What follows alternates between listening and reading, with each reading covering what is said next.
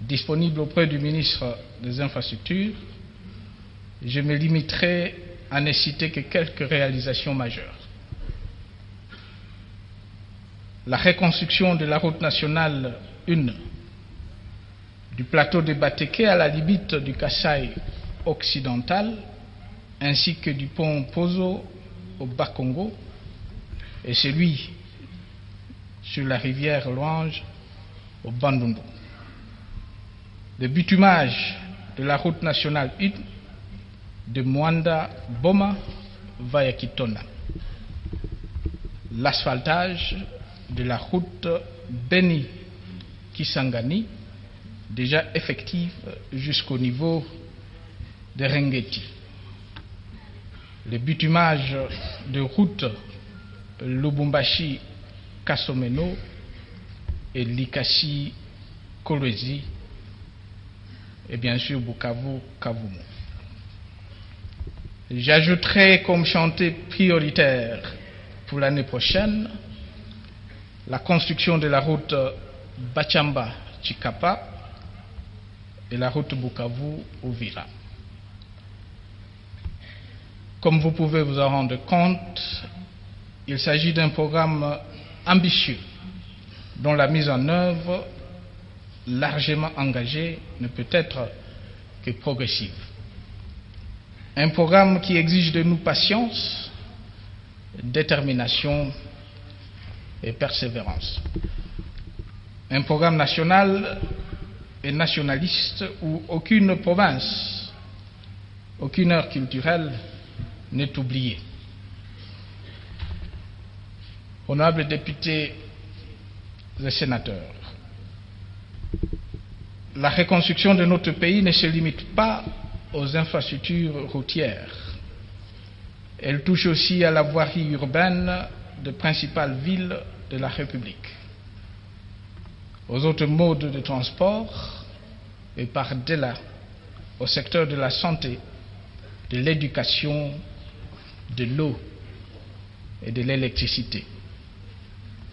Concernant la voirie, en plus des travaux en cours à Kinshasa et à Lubumbashi, le début de l'année 2011 coïncidera avec l'ouverture des chantiers de Kisangani, dont le pont reliant les deux rives de la ville, ainsi que ceux de Goma, de Bunia, de Bukavu, de Kindu, de Mbujimai, de Kananga, Chikapa et de Mbandaka. Par ailleurs, j'ai le plaisir d'annoncer aux populations du Katanga, du Kasaï oriental, du Kasaï occidental et du Maniema que le financement conséquent ont été mobilisés par le gouvernement et auprès de la Banque mondiale et de la République populaire de Chine pour la réhabilitation de la voie ferrée et le rééquipement de la SNCC.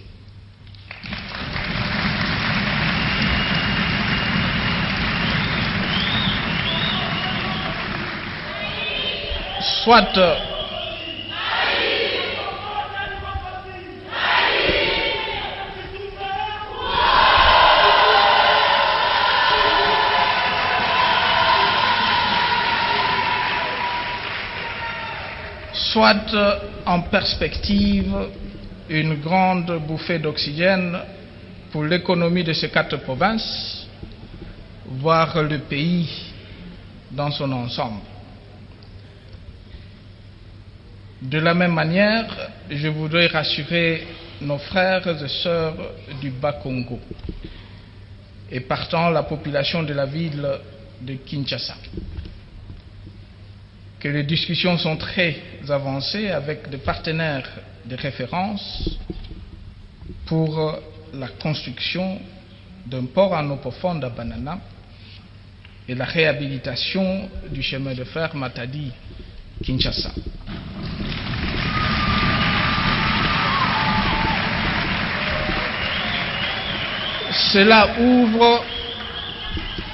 Cela ouvre d'heureuses perspectives pour l'emploi dans cette région, ainsi que pour l'infléchissement de prix de biens importés et la compétitivité de nos exportations. Je voudrais dire aux jeunes du Maniema et du Sud Kivu que la construction de la première phase de l'université de Kindu et de l'université catholique de Bukavu est terminée et que dès cette année académique, ils seront dans la mesure ou dans de meilleures conditions d'acquisition du savoir.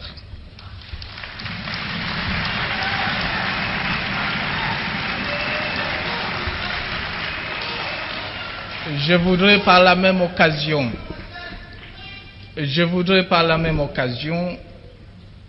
annoncer à l'ensemble de notre jeunesse que bientôt vont démarrer les grands travaux de réhabilitation de l'université de Kinshasa, de Kisangani,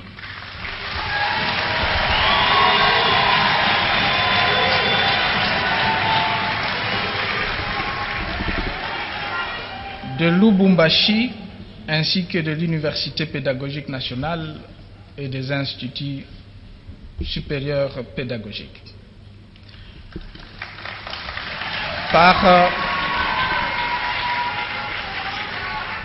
Par-delà la réhabilitation des infrastructures dans le secteur de l'éducation, il y a lieu de noter la mécanisation de nouvelles écoles et unités de l'enseignement primaire et secondaire, la distribution des manuels scolaires aux élèves et de guides pédagogiques aux enseignants et la normalisation des années scolaires et académiques.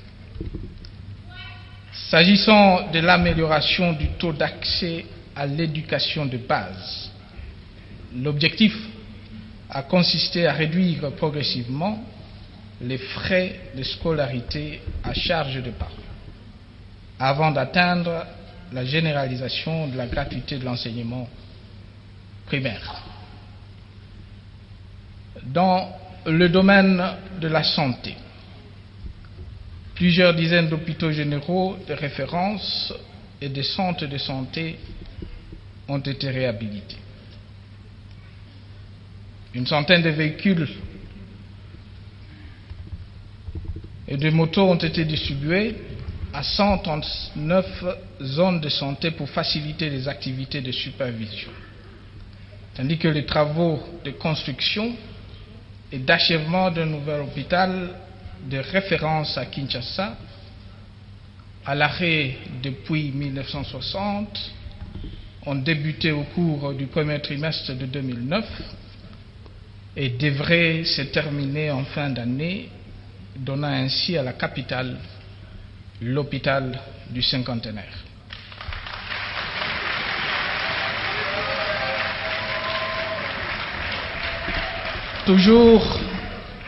Toujours dans ce chapitre de la santé, une attention particulière a été accordée à la prévention et au traitement de pathologies graves, au premier rang le paludisme et le VIH-Sida. Les résultats des efforts consentis à cet effet sont certes encourageants, mais ils demeurent insignifiants par rapport au taux de prévalence. Fort heureusement, notre détermination à renverser cette tendance n'a jamais été aussi forte.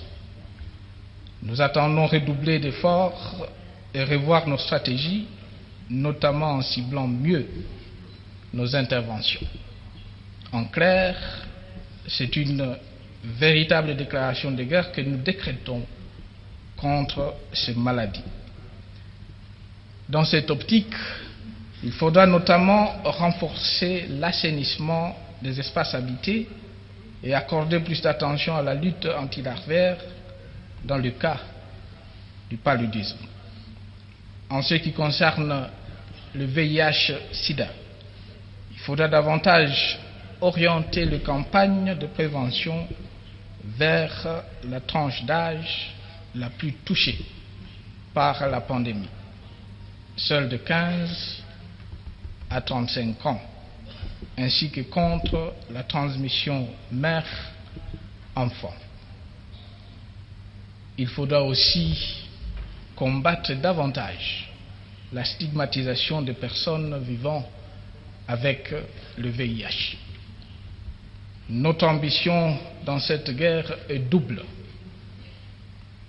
Éradiquer le paludisme de la République démocratique du Congo à l'horizon 2020 et arriver d'ici 3 à 5 ans à ce qu'aucun enfant congolais ne naisse porteur de VIH, ouvrant ainsi la voie à une génération sans sida dans notre pays. Honorables députés, honorables sénateurs, des progrès ont été accomplis, mais les résultats demeurent globalement mitigés dans les chantiers eau et électricité. Le taux de desserte en eau potable et en électricité demeure inférieur à la moyenne régionale. Bien plus, la faible capacité disponible ne profite qu'aux citadins sans qu'ils puissent pour autant jouir d'une fourniture régulière. Coupures d'eau et délestage intempestifs sont plutôt leur lot quotidien. Pour un pays généreusement pourvu en précipitations, en eau souterraine et de surface, en rayonnement solaire et en potentiel hydroélectrique, cela n'est pas tolérable. Une fois encore, cette situation est d'abord et avant tout la conséquence d'une quarantaine d'années d'inertie face à une croissance démographique exponentielle. Le retard à rattraper est grand, les investissements requis sont lourds et l'exécution de projets nécessite du temps. Des solutions structurelles sont toutefois en voie d'être trouvées. À titre d'illustration, je citerai ce qui suit. La réhabilitation et la fiabilisation en cours de groupes de centrales Dinga 1 et 2. La construction de l'année prochaine d'une nouvelle ligne à haute tension Inga-Kinshasa. La construction d'Inga 3 en partenariat public-privé dont les négociations sont très avancées, faisant ainsi entrevoir une capacité installée additionnelle de 4000 MW. Le démarrage imminent de projets de construction de barrages de Katende et de Kakobola. Un rêve qui devient réalité pour des millions de nos frères et sœurs de Bandundu